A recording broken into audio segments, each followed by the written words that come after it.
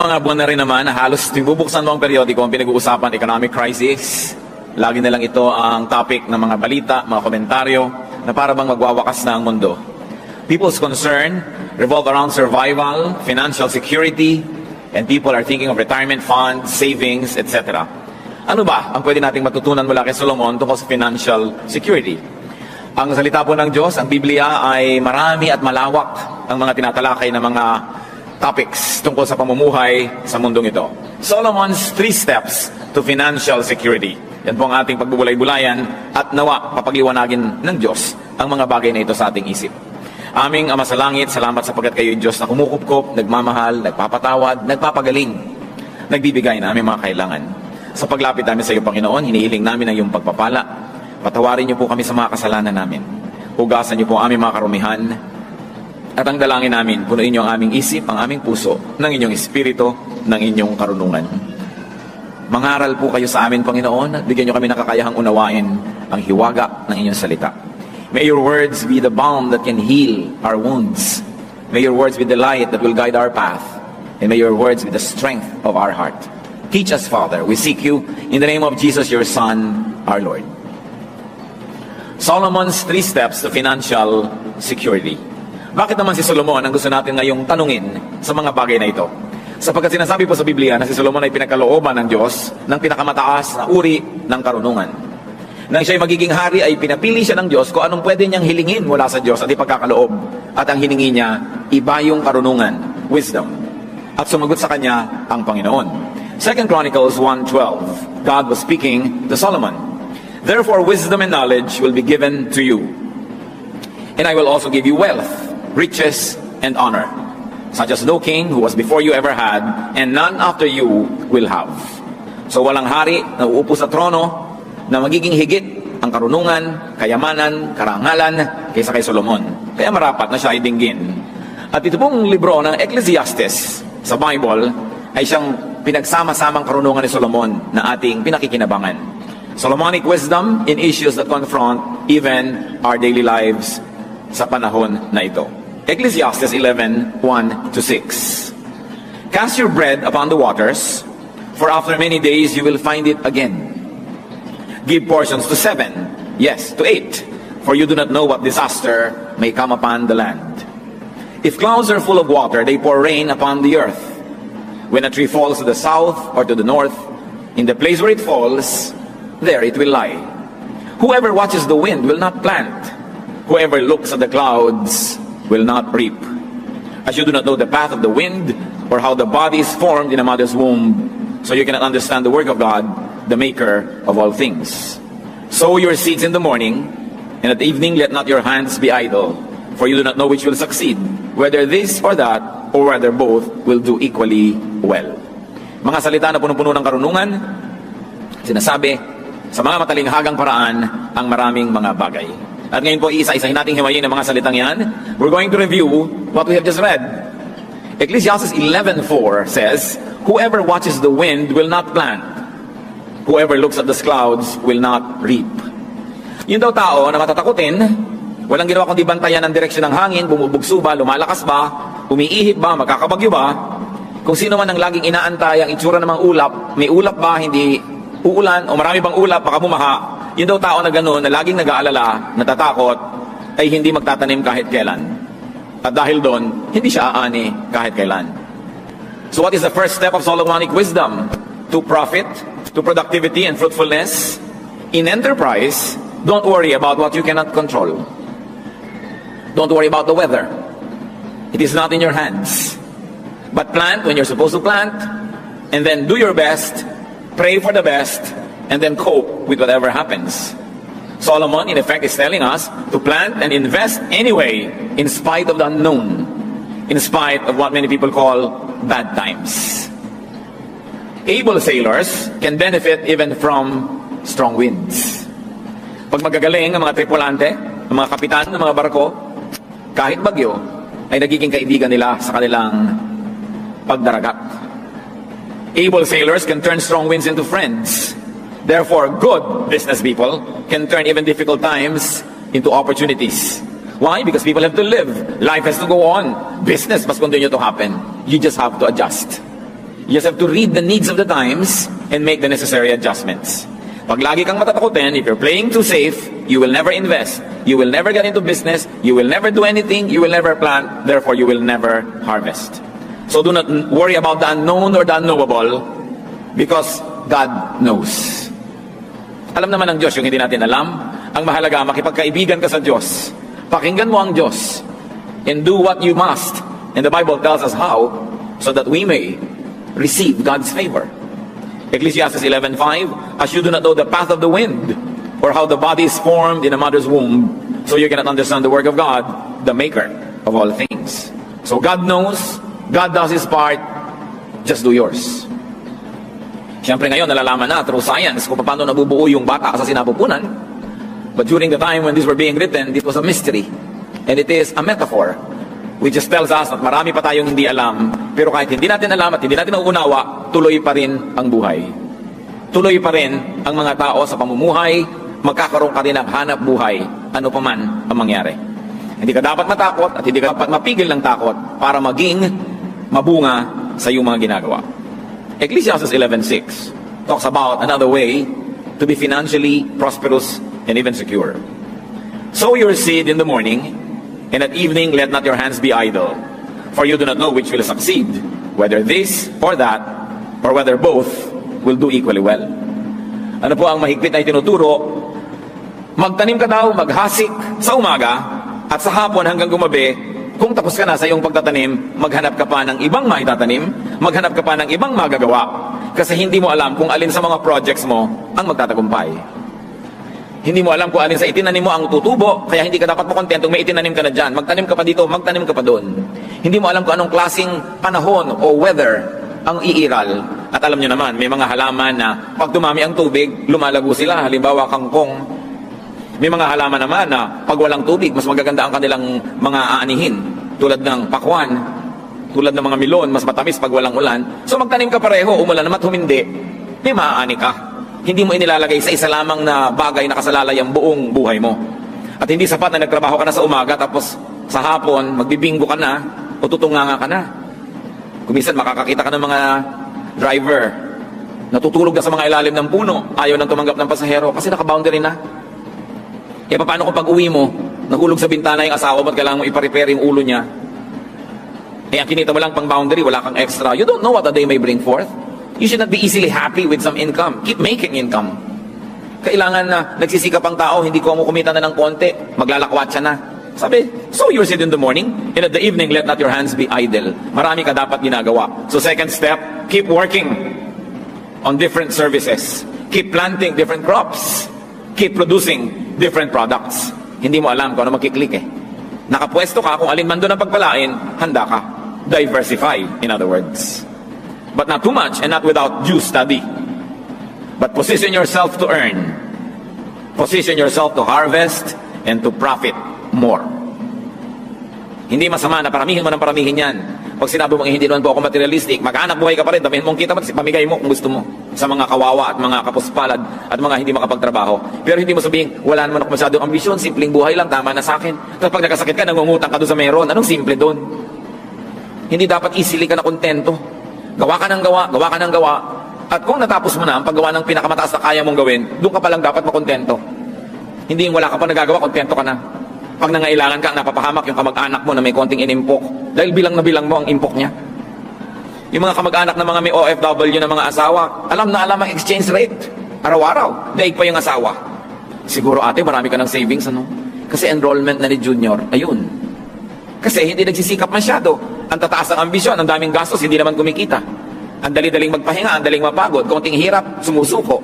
Konting hirap, nagre-resign. So, wala namang kakainin. Kailangan niyang katawan mo, ihataw mo sa trabaho, ihampas mo sa gawain. Diba? Para meron kang kitain. Consider the great woman of Proverbs 31. Ano ang description sa napakadakilang babaeng ito? Proverbs 31:10, a wife of noble character who can find. She is worth far more than rubies. And then Proverbs 31 goes on to essay the great deeds of this wonderful woman. She selects wool and flax and works with eager hands. So siya naghahabi, gumagawa siya ng mga tela. She gets up while it's still dark. She provides food for her family and portions for her servant girls. She considers a field and buys it. Out of her earnings, she plants a vineyard. She sets about her work vigorously. Her arms are strong for her tasks. She sees that her trading is profitable, and her lamp does not go out at night. In her hands, she holds the distaff and grasps the spindle with her fingers. Marami siyang ginagawa. Maaga siyang gumising para marami siyang magawa. Hinahati-hati niya ang kakainin ng bawat miyembro ng kanyang pamilya para ang lahat ay may magkaroon ng kasiyahan. Binibigyan niya ng assignment ang kanyang mga katulong para lahat ay huwag masayang ang panahon. Bumibili siya ng mga lupa at tinataniman niya ito. At ang ipinagtatanim niya, galing na sa mga tubo niya sa kanyang mga pangangalakal. Malakas ang kanyang katawan, malakas ang kanyang braso, at siya ay nangangalakal. She trades. She buys, she sells, she produces. Marunong siya magburda, magsulsi, manahi. She makes linen garments and sells them and supplies the merchants with sashes. Gumagawa pa siya ng mga sinturon, mga bedsheet, bed cover. At ang sabi ng Proverbs 31:25, she is clothed with strength and dignity. She can laugh at the days to come. What are the days to come? Days of uncertainty, days of gastos, days of pagtanda, pagkakasakit, pangangailangan. Sabi, pinagtatawanan lang itong babaeng ito yung mga darating na araw. Kasi may pera. Kaya mo bang pagtawanan yung mga darating kung wala kang pera? Diba? Kasi may savings. Kaya tayo mga Kristiyano, huwag kayo mag-inarte. Na ay, ako hindi materialistic, hindi ako ganyan. Pero naman, pag kami kailangan ka, iaasa mo sa iba. Dapat ang tao marunong magsikap, magtrabaho, maghanap buhay. Produce more than what you need. So that you will not only fill your needs, but you will also be able to help others who are unable to produce. Just work for it and then deserve it. Sabi ng Ecclesiastes 7:12, money is a shelter. Bible na yan. Kaya huwag nyo nang mamaliitin ng pera. Mahalaga talaga. Money is a shelter. In Ecclesiastes 10:19, money is the answer for everything. Alam niyo naman, money talks. And when it does, people listen. Diba? So, dapat gumagawa ka ng pera, ng maraming pera. Pero huwag naman sa pagiging sakim, sa pangaagaw, sa pandaraya. Kita niyo yung babae ng Proverbs 31, ang dami-dami perang ginagawa. Kasi masipag, mautak, marunong. No? Of course, Ecclesiastes 10:19 is an exaggeration, that money is the answer for everything. You know, poetry exaggerates. But there's great truth in it. That it is an answer to many, many things in life. You want to be secure, you want to be able to laugh at the days to come, dapat may extra income ka, that you have savings, and you are ready for some disasters. So, work hard. Work well, diversify, keep producing. Ecclesiastes 11:1 leads us to the third step to prosperity. Cast your bread upon the waters, for after many days you will find it again. Pagka sinundan natin yung talinghaga, ipagkahagis mo daw yung tubig mo, yung tinapay mo sa maraming mga ilog, dagat at kung ano-ano, at balang araw magbabalikan din sa iyo lahat. Isang talinghaga nang ibig sabihin lamang, at kasulad ng verse 2 ng Ecclesiastes 11, give portions to 7, yes to 8, for you do not know what disaster may come upon the land. So it is telling us, be generous. Magbigay ka ng magbigay hanggang kaya mo kung kani-kanino. Hindi mo naman alam kung sino ang magsusukli. Hindi mo alam kung sino ang tatanaw. At kung dumating ang panahon, isuklian ka naman. Pero ang sabi sa Biblia, pag nagtanim ka, aani ka. So damihan mong tanim, iba't ibang tao. Tumulong ka dito. Kung kaya mo magpaaral lang ganun, paaralin mo. Kung kaya mong sagutin yung gastos ni ganun, sagutin mo. Ang investment, hindi lang inilalagay mo sa bangko, inilalagay mo sa stock market, o pinupuhunan mo sa negosyo. Yung kabutihang ginagawa mo din sa kapwa, ikinoconsider yan sa Bible na sound investment. Because someday, you will be rewarded. Kaya ang sabi, cast your bread upon the waters, for after many days, you will find it again. Give portions to 7, yes to 8. So sabi, magbigay ka sa marami, huwag lang sa isa. Sapagkat hindi mo alam kung sino dyan ang magiging blessing din sa iyo. Sa mga magulang na mahilig may favorites, lahat ibinigay na lang sa favorite, lahat ibinigay sa favorite. Hindi naman lahat ng favorite nyo, yun ang nagiging mabuting anak. Marami pa nga yung inape, yung kinawawa, yung dinusta, yung laging pinapagalitan, yung ikinahihiya na anak, yung hindi ipinagmamalaki, kadalasan yan pa nga nagiging mabuting anak pag tumanda ka na. At yung inispoil mo ng inispoil, binigyan mo ng lahat-lahat, kadalasan yun na hindi makalingon sa'yo eh. Kaya sabi, give to 7, yes to 8, give to many, don't just one. Hindi lang isa lang yung pinefavor mo, isa lang yung nilagay mo na doon lahat, yung kayamanan mo, lahat ng kaya mong ibigay. In other words, don't put all of your eggs in one basket. Kumbaga sa computer, kailangan may backup file ka. Dahil pag nag-crash yung computer mo, ubos ang record mo. May backup ka. Huwag mong ilagay lahat ang pag-ibig, ang pagmamahal sa isang tao lang. Dahil baka mamaya, mabuti nga yung taong yan, maaga namang nabawian ng buhay, di lugi ka. Hindi mo alam. Be generous to many. Lalo sa inyong mga anak. Hindi nyo alam eh. Proverbs 11:25, a generous man will prosper. He who refreshes others will himself be refreshed. Biblia na ang nagpapangako, yung mapagbigay, aasenso, sasagana. Ang nagbibigay ng kasiyahan sa kapwa, siya man ay tatanggap ng ganitong kasiyahan. Hindi sa pagiging sakim ka magiging secure. Hindi sa pagkakamal, pagtatago, pagkakait ka magiging secure. Ito ay sa pagbibigay. Because in spirituality, you lose what you selfishly keep and you keep what you give away. So, kabaligtaran yan ng sense ng mundo. Ang sasabihin ng mundo, sa'yo na lang, ipunin mo, sa'yo lang. Ang sabi ng salita ng Diyos, magpamigay ka. Ikalulugod yan ng Diyos. At kung di man, tumanaw sa'yo yung binigyan mo, alam naman ng Diyos yun eh. Siya nag-utos, edi siya ngayon ang bahala magpalit. Luke 6:38, give, and it will be given to you. And very especially, give to God's house. Malachi 3:10-11. Bring the whole tithe into the storehouse, that there may be food in my house. Test me in this, says the Lord Almighty, and see if I will not throw open the floodgates of heaven and pour out so much blessing that you will not have room enough for it. I will prevent pests from devouring your crops, and the vines in your fields will not cast their fruit, says the Lord Almighty. Buong buo na dali niyo sa aking tahanan na ikapu. At subukan niyo ako kung di ko bubuksan ang bintana ng langit at pabahain sa inyong buhay ang pagpapalang di niyo kayang isilid sa anumang lalagyan niyo. Sobrang daming ipagpapalang ibibigay ko na wala kayong pagsidlan. At kasama pa niyan, pipigilin ko ang mga salot na sirain ng mga halamang itinatanim ninyo. Ang mga bunga, mga buko na namumunga sa inyong mga bukid, hindi malalaglag bago maging hinog.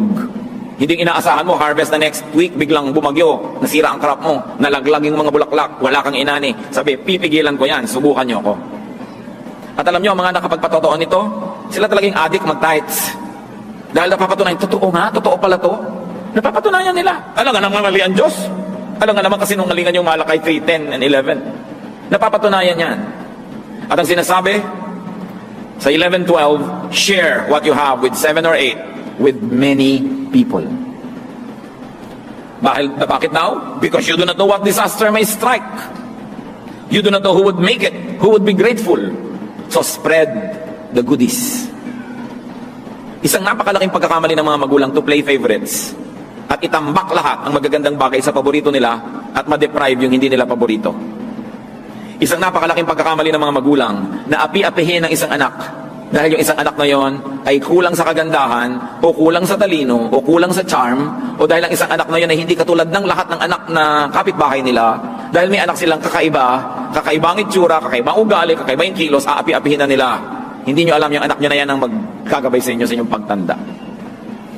Ang pinalaki pa nga sa layaw, ang sabi ni Balagtas, karaniway hubad. Sa bait at muni, sa hatol ay salat. Masaklap ang bunga ng maling paglingap, habag ng magulang sa irog na anak. At kadalasan, hindi naman lagi, pero madalas, obserbahan nyo, yung mga anak na laki sa hirap, yun ang mga thoughtful. Yun ang maaalalahanin sa mga magulang. Yung pinalaki sa sarap, kalimutan ka na lang, lalo nag-asawa na. Wala na, puwera ka na. Kaya dapat minamahal mo lahat. Kahit sa kalooban mo, hindi pantay-pantay, dahil may itinatangi ka, huwag mo na ipakita. Anak mo lahat yan. Ano man yan. Pananagutan mo sa Diyos, kailangan mahalin. Favorite children do not always deliver. So, spread the goodness to everyone around you. Consider the noble wife. Ang pinag-uusapan natin dito, be generous, be a good giver. Ang isa sa mga dahilan kung ba't siya ganun ka-asenso, Proverbs 31:20. She opens her arms to the poor and extends her hands to the needy. Sa kanya, business is business, yes. Pero meron siyang mga social concerns. Meron siyang mga charities. She makes money here, but she has another activity where she gives it away. To those who cannot make money, because they're either too sick, too old, or too young, or they're oppressed by the system. That's financial security in the making, when you are sharing with the needy, or that is financial security already at work. So kung hindi ka pa secure, magbigay ka para ka ma-secure. O kung secure ka na, lalo ka magbigay. Kasi secure ka na eh, wala ka ng dahilan para maging maramot. nagsusukli ka na nun. And it's also your way to remain secure. So those are the 3 steps that involve lots of work. You want to be secure? Work. Work early. Exodus 20 verse 9, 6 days you shall labor and do all your work. So 6 na araw nagtatrabaho ang tao, 1 araw lang nagpapahinga. Yan ang itinakda ng Diyos. And work hard. 2 Thessalonians 3:10, for even when we were with you, we gave you this rule. If a man will not work, he shall not eat. Work for your bread, work for your money, work for your benefits, work for your bling-blings. Hindi pati yun, iniaasa mo sa iba. Hindi pati yung mga bisyo, mga load, iaasa mo sa iba. Wala kang load, manahimik ka. Diba? Hindi ka pa kumikita, kutakot-takot na pera na inuubos mo sa kagaganyan. Nauubos na talaga ang resources ng pamilya. Wala ka pa naman kino-contribute. Dapat lumagay ka sa lugar. Tinitingnan mo ang mga bagay-bagay. And not only work hard, but work smart. Wrong grammar, pero hayaan nyo na, work smart. Ecclesiastes 10:10, if the axe is dull and its edge unsharpened, more strength is needed, but skill will bring success. Pag daw yung tool mo mapurol, yung palakol mo na pang sibak ng kahoy ay mapurol, kailangan malakas ang hampas mo sa kahoy para tumalab ang iyong palakol. Kung naghihiwa ka ng karne, ang purol-purol ng kutsilyo mo, pagod na pagod yung braso mo, kadidiin. Kaya sabi, kailangan be smart. Skill will bring success. Be skillful. Improve your tools. Improve your ways of production. So you don't have to work too hard. But you will get more for less work. You know, do not mistake activity for achievement. Not everybody who works hard gets out of poverty. But those who work smart do. No? Hindi pandaraya ang ibig sabihin ng smart, hindi cutting corners, kundi style. Dapat meron ka diskarte sa buhay. Hindi sapat na mapagod. Hindi sapat na maligo sa pawis. Kasi kahit araw-araw naliligo ka sa pawis at nabibilad ka sa araw sa trabaho, hindi sapat para ka makahango sa hirap. Kailangan may diskarte ka, may game plan, mag-isip-isip ka. That's why skill will bring success. And just to review, Solomon says, don't play it too safe. Wrong grammar na naman, but who cares? Sasabihin ng grammar teacher, don't play it too safely. Pero hindi man magandang pakinggan. Don't play it too safe. Talagang may risks. Namumuhunan ka talaga. You take your chances. But this must be calculated risks. You do your homework, you do your research, you do what you can, but for all the others, put faith in motion. Sabi yun daw, laging tinitingnan ng ulap, nakatingala sa langit, dinarama ang hangin, hindi na magtatanim dahil laging masisiraan ng loob. Matthew 25:25-27, concerning the talents that the Lord gave to several people. May binigyan ng marami na parami, may binigyan ng moderate na parami in that way. Yung binigyan lang ng isa, played safe. Inilubog niya yung talent, yung pera sa lupa. Hindi niya ininvest, wala siyang nagawa. Matthew 25:25-27, so I was afraid and went out and hid your talent in the ground. So here it is, here is what belongs to you. Ang sabi niya doon sa nagbigay ng puhunan. His master replied, you wicked, lazy servant. Well then, you should have put my money on deposit with the bankers, so that when I returned, I would have received it back with interest. Nakita niyo po, yung tao dito na nagbigay ng puhunan represents God. God gives us talents, skills, kakayahan, edukasyon, training, puhunan para mo paramihin. At ang Diyos, interesado sa interest, sa tubo. Sabi, binigyan kita, dapat na parami mo. Sabi, eto, nilubog ka na lang sa lupa para safe. Gusto mo lang palang safe, di sana hindi ka na namuhunan, inilagay mo lang sa bangko, nagkaroon mo lang ng interest. Kahit konti. So God wants earnings. God wants interest. God wants returns. Kaya hindi ungodly yun. Huwag ka lang maging usurer na exaggerated na yung interest. Mga kapatid, kung may inutangan kayo, 10,000. Inutang nyo noong 1972. Ngayon yung lang babayaran, 10,000 din ang bayad nyo. Kakaya naman yan. Dapat mga 12, 13,000 na yan. Kasi kung yung pera niya nasa bangko, nagka-interest na eh. Pero ibinigay sa'yo na pag interesan mo ang pera niya, hindi nagka-interest. Tapos isusoli mo, after a long time, ganun ding amount, mali. You punish the person for helping you. Hindi masama na bigyan mo na interest. Ngayon, kung kayo nagpautang, kayo nagsasabi, huwag mo nang bayaran yung interest, nasa sa inyo yun. Pero sa nagpautang yung desisyon na yun, hindi sa umutang. Yung nangutang, kailangan may obligasyon ka, pakitain mo yung pera ng inutangan mo. Kasi hindi na yun ang halaga nun ngayon, na iba na, bumaba na yung value ng pera. Kaya kailangan, bigyan mo naman ng gantimpala yung tumulong sa'yo nung panahon ng pangangailangan. What do we see of God here? That God is an investor. So should we. Kailangan tumutubo, kumikita, namumunga ang ating mga ginagawa. So have several investments, have several sources, and also have several beneficiaries. Hindi lang isa, marami. Sabi ko noon, give portions to 7 or to 8. Cast your bread upon the waters because it will come back to you. Why do you do that? Because you do not know which will work. So you work hard, and you become generous. The way to financial security. The world will tell you many things, but Solomon in all his wisdom gives us this guide. Diyos namin sa langit, nawa itong mga simpleng katotohanan na ito ay makakita ng application sa buhay namin araw-araw. Dalangin ko, Panginoon, ang mga anak mo ngayon dito, mga namumuhunan, bigyan mo ng karunungan kung alin ang pipiliin na paglalagyan ng investment. And after they have done their best, their study, their effort, i-bless mo, Panginoon, ang mga ginagawa ng mga anak mo rito. Paramihin, pabungahin ang kanilang mga itinatanim. Ganon din ang ginagawa ng iba pa namin mga kapatid, mga namamasukan, iba't ibang uri ng hanap buhay. Pagpalain mo, Panginoon, at nang sa ganon, mamunga ang kanilang mga ginagawa. Pati ang katapatan nila sa mga employer, ang pagiging mabuting empleyado, pabungahin mo, Panginoon. Kung hindi ito nalalaman na appreciate ng mga decision makers, kayo po ang kumilos upang makarating sa mga dapat maratingan ng balita. Ang katapatan, kahusayan ng inyong mga anak na kung minsan ay hindi napapansin. At nawa, Panginoon, kayo rin ang magbibigay ng gantimpala sa lahat ng nagsisikap at gumagawa. Ituro nyo rin sa amin, Panginoon, to be generous, maging mapagbigay, to share blessings, and to be kind givers to people and to your church.